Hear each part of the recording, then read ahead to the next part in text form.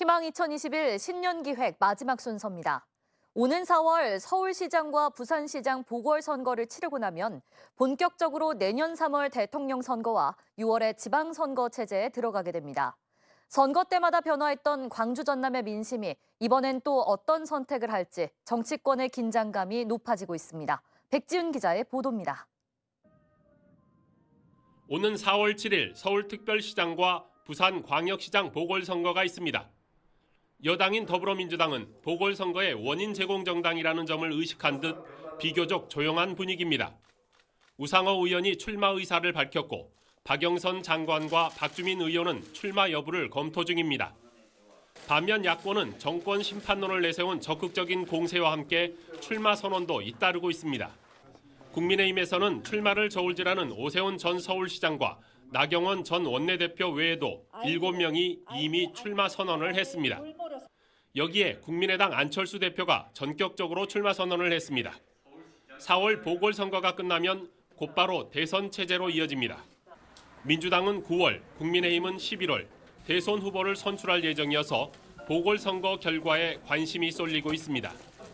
각종 여론조사에서 4월 보궐선거는 야당이 유리하다는 전망이 나오고 있지만 이 추세가 이어질지는 미지수입니다.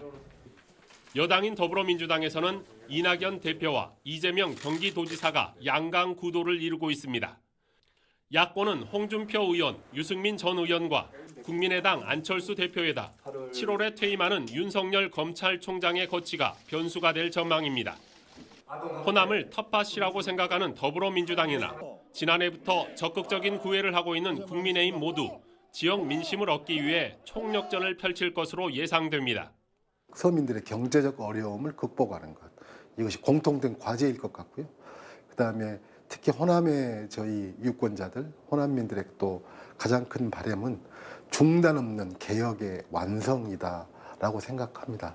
이렇게 뭐 선거철이 오니까 어떻게 한다 이런 거에 대한 구애받지 않고 아주 진정성 있게 하나하나를 풀어가는 것이 곧 결과적으로는 우리가 지지를 받는 것이다. 내년 3월 9일 대통령 선거 결과는 6월 1일 치러지는 지방선거에까지 영향을 미칠 것으로 보입니다.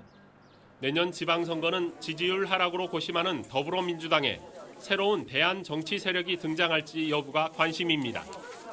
부동층을 넘어 정치 부정층이 된 민심을 돌릴 방법을 찾는 것도 과제입니다. 솔직히 국회의원들이 무슨 일을 하는지도 모르겠고 일도 막 잘 안 하는 것 같은데 자꾸 세금만 받아가는 것 같은 생각을 항상 해서 더 정치에 관심이 없어지는 것 같아요. 요새 엉망된 걸로 봐. 나는 국회가 아니면 정부가 시책이 코로나 때문에 지금 난리인데 이걸 어떻게 끼고 나가야 되는지 그 방향도 모르겠고.